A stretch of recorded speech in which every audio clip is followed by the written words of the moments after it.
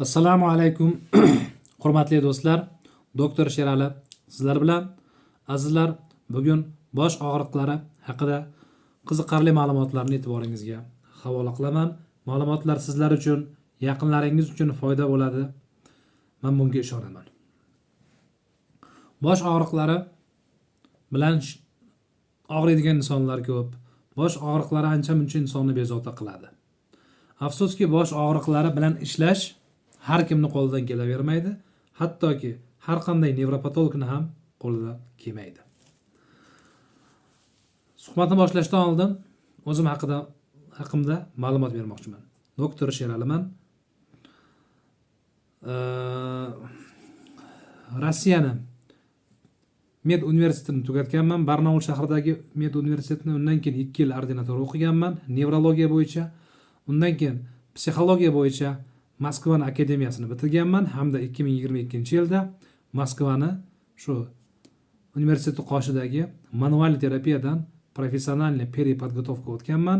Hozirda vrach, nevrolog, kognitivniy psixolog hamda manual terapevt hisoblanaman. Demak, bosh og'riqlarini asosiy sabablari haqida ma'lumot berishni boshlayman. Bosh og'riqlarini eng ko'p uchraydigan turi bu zo'riqish bosh og'rig'i deyiladi. Zo'riqish bosh og'rig'i vaqtida bosh qanday og'riydi? Bosh ko'pincha 2 taraflama og'riydi. Bosh ko'pincha qisib og'riydi. Bosh ko'pincha obeddan keyin og'riydi. Og'riq kuchsiz hamda o'rtacha darajadagi kuchli bo'lib og'riydi.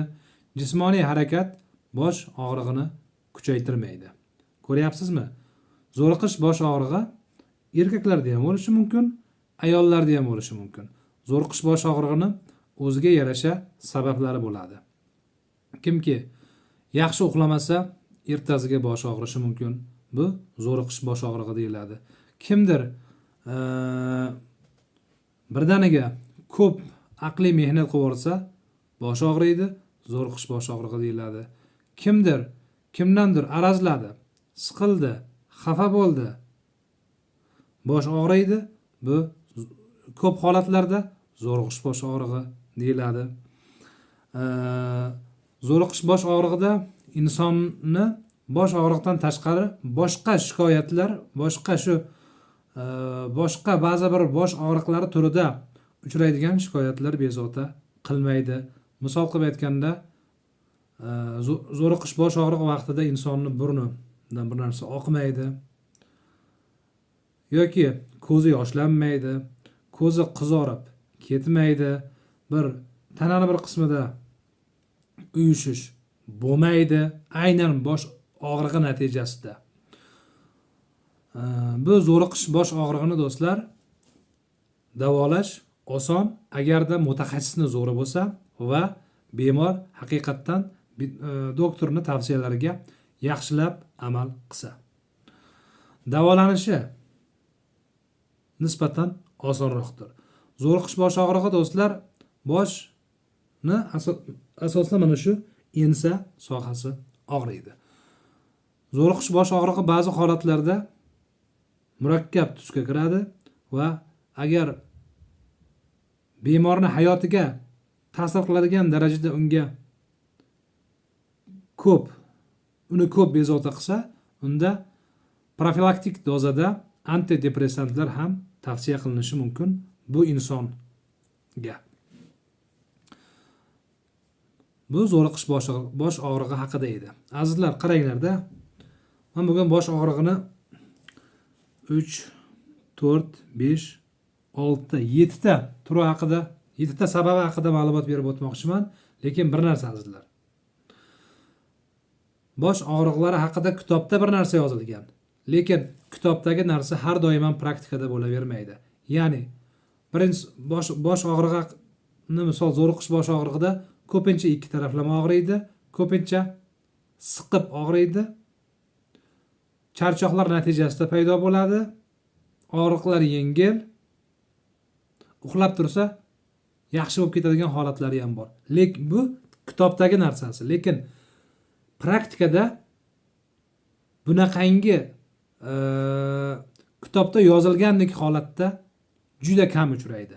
Shu uchun ham bosh og'riqlari holatida manda shu narsa bo'lishi mumkin deb turib mustaqil dorilarni ichishga sho'ng'ib ketmang.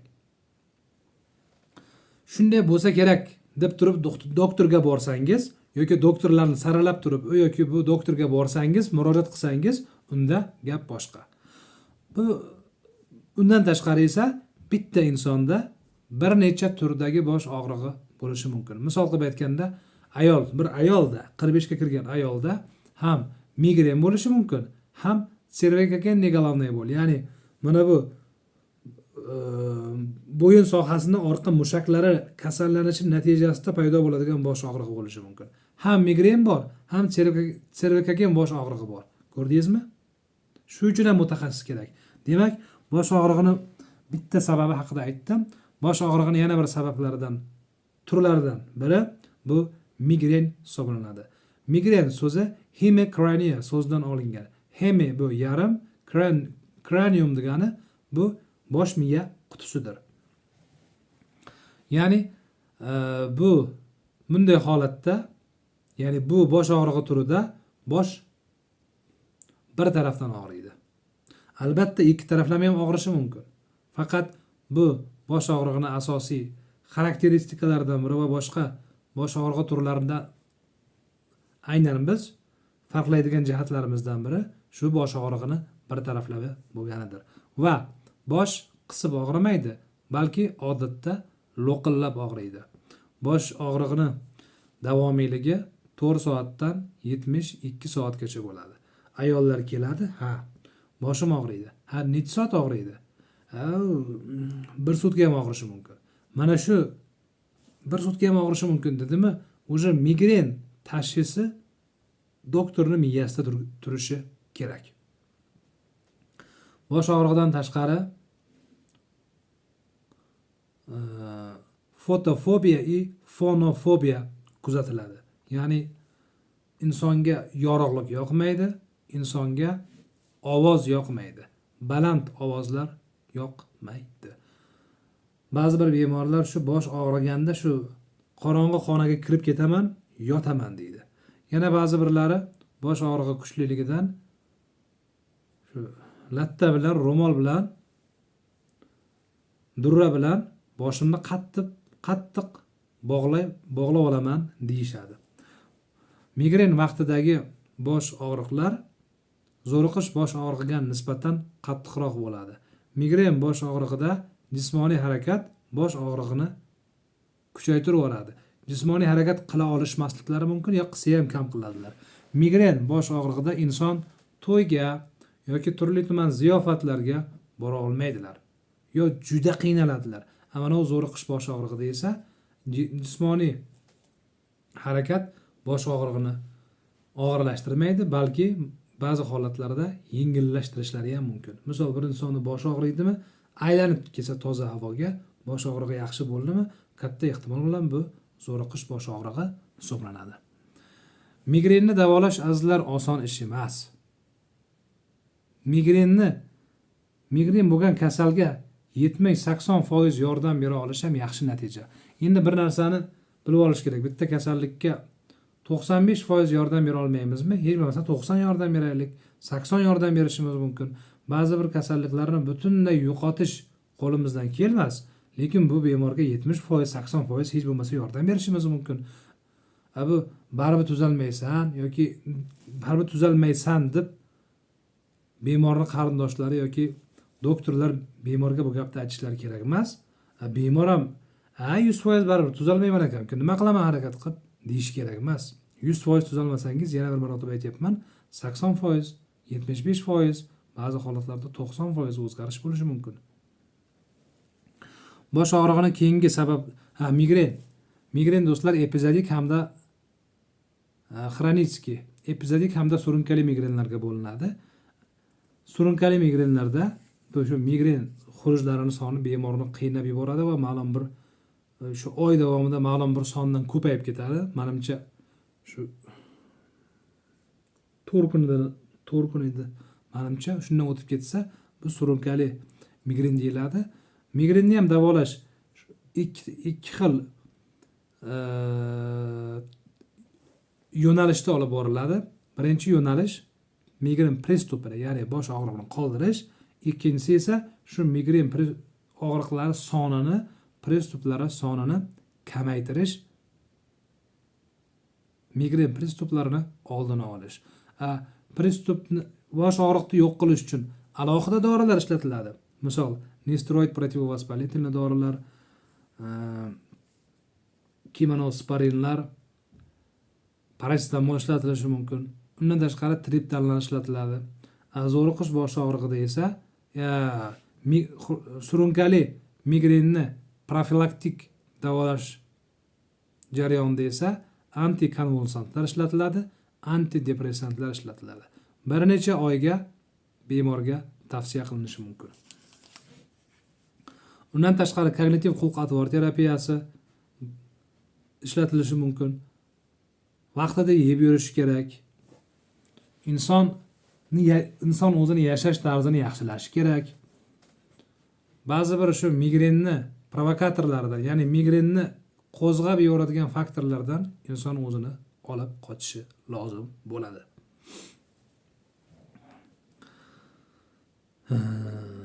Endi bosh og'rig'ini eng dahshatli, eng bemorni qiynab tashlaydigan turlaridan bu klaster bosh og'rig'i hisoblanadi. Tutamli bosh og'rig'i. Bu bosh og'rig'i haqiqatdan dahshatli, insonga juda ko'p azob beradigan bosh og'rig'ining turidir. Bu bosh og'rig'i erkaklarda ko'proq bo'ladi. Xayriyat, bu kasallik nihoyatda kam uchraydi. Bosh og'rig'i nima uchun tutamli klasterni? Chunki bemorni bezovta qiladi, ma'lum bir kun yoki hafta davomida bezovta qilib, shu bilan yo'q bo'lib ketadi. Bir necha oydan keyin yoki bir necha yildan keyin yana bir kelib qoladi. O'tib yana ma'lum bir vaqt yo'q bo'lib ketadi. Lekin bosh og'rig'i o'ta kuchli, nihoyatda kuchli, shu kallaga bir pichoqni yoki uch o'tkir narsani tiqib olgandek og'riydi. Bunda ham o'ziga yarasha dorilar bor, kislorodoterapiya qilinadi. Bosh og'rig'ini yana bir keng tarqalgan sabablardan biri bu qon bosimini ko'tarilishidir. Agar sizni sistolik qon bosimingiz 139 dan baland bo'lsa, hamda diastolik qon bosimingiz 89 dan baland bo'lsa, bu arterial gipertenziya, ya'ni qon bosimini oshishi deyiladi. Endi do'stlar, qon bosimini oshgan insonlar bilan ishlash ham oson emas. Bu inson og'riq inson bo'lishi mumkin, semiz inson bo'lishi mumkin. 45 yoshli inson bo'lishi mumkin, 70 yoshli inson bo'lishi mumkin. Davleniya ham har xil bo'lishi mumkin. 150 ga 90, 180 ga 110, 200 ga 130, mana shunday. Endi bu qon bosimi oshganda ishlatiladigan dorilar juda ko'p. Beta blokatorlar bor. Bisoprolol, ya'ni Kankor eng mashhuri. Blokator kalsiyum kanalov bor. Amlodipinlar misol. Yoki mana bu angiotensin reseptorlariga bor. Il dorilar ishlatiladi. Enalapril, lisinapril, mana shular ishlatiladi. Undan keyin mana bu lazartan, valsartan, telmersartan shu guruhlar ishlatiladi. Dorilar nihoyatda ko'p. Endi qon bosimi oshganda ham azizlar buyrak kasalligi natijasida oshib ketadi. Buyrak usti bezida agar kasallik bo'lsa, qon bosimi baland oshadi. 200 bo'lib oshadi. Agar yurak kasallanishi natijasida ham qon bosimi baland bo'lib ketishi mumkin. Turli xil siqilishlar natijasida ham baland bo'lib ketishi mumkin. Endi bir inson misol bemor huzuriga, doktor huzuriga keldimi, bu insonni qonidan analiz olish kerak. EKG kerak, yurak qanday. Undan keyin ba'zi holatlarda kreatinin, mochevina qanday? Sahr bormi yoki yo'qmi? Bemorning asabi qanday? Asabi chatoqmi yoki asabi yaxshimi? Qon bosimi qaysi holatlarda ko'tarilib ketyapti? Tinch holatda hammi yoki ko'proq jismoniy harakat holidami? Yurakni o'zi qilish mumkin. Undan tashqari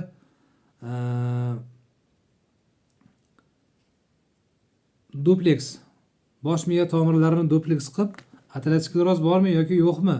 Mana shuni ko'rish mumkin.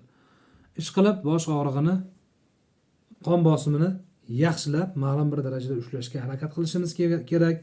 Bemorga, mana shu qon bosimi baland bo'lgan insonlarga kognitiv xulq-atvor terapiyasi ajoyib tarzda yordam beradi. Faqat bu uchun bemor buni tushunib olishi kerak. Afsuski, bizda kognitiv xulq-atvor terapiyasini bemorlar yaxshi bilmaydi, doktorlar o'zi ham yaxshi bilmaydi. Tem bo'lib bu metod hali bu baland qon bosimda ishlatilmayapti. Ishlatilsa juda yaxshi bo'ladi. Endi keyingisi, ya'ni bosh og'riqlarini turli xil sabablari haqida bugun suhbat qilyapman. Zo'riqish bosh og'rig'ini aytdim, migrenni aytdim, klaster bosh og'rig'ini aytdim, baland qon bosimi natijasida chiqib keladigan davleniyni aytdim. Keyingisi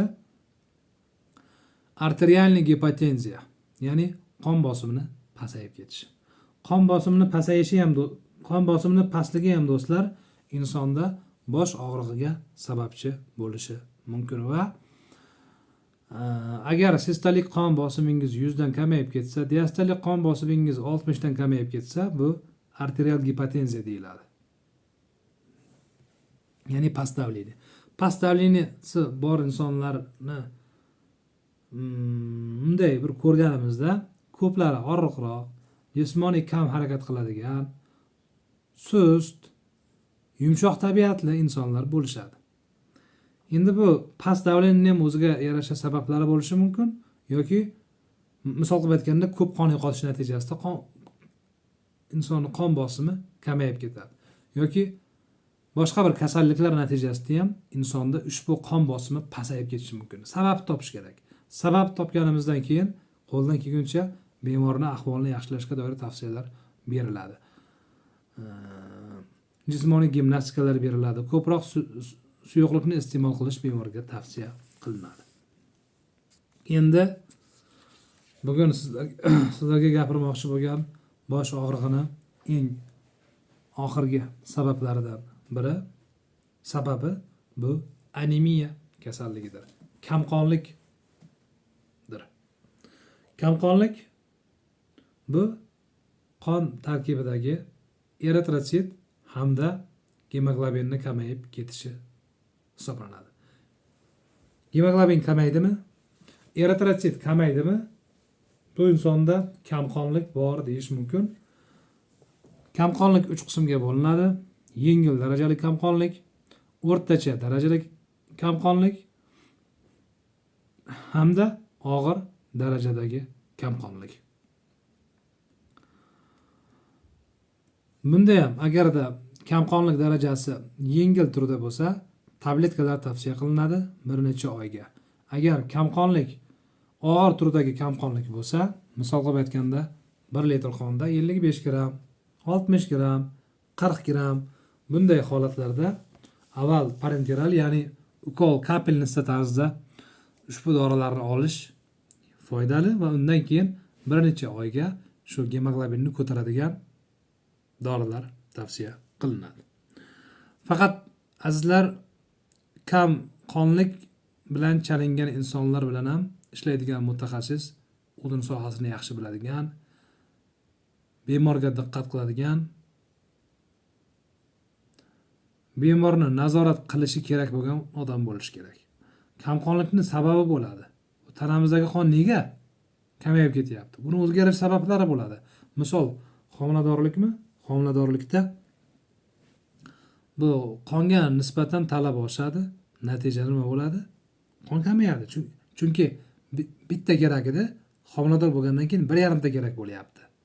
Oldin bitta so'ralardi, hozir 1,5 so'rilyapti. Nima bo'ladi alal oqibat? Qon yetishmaydi. Yoki qon yo'qotilyapti. Qon kровотечение bo'lyapti. Qon yo'qotyapti inson. Qaysi holatlarda qon yo'qotishi mumkin?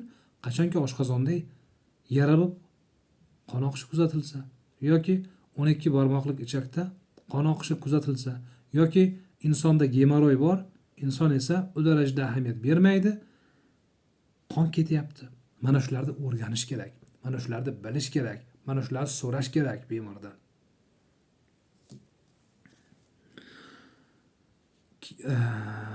Keyin bir narsa bor, kam qonlikka uchragan insonlar dorilardan ba'zilari dorini ichishmaydi-yu, mayiz yeyapman, yong'oq yeyapman, molni tilini yeyapman, molni jigarini yeyapman deyishadi. Albatta, ba'zi bir mahsulotlar qondagi gemoglobin tarkibini ko'paytiradi, lekin dorilarsiz ko'tarish qiyin. Nega?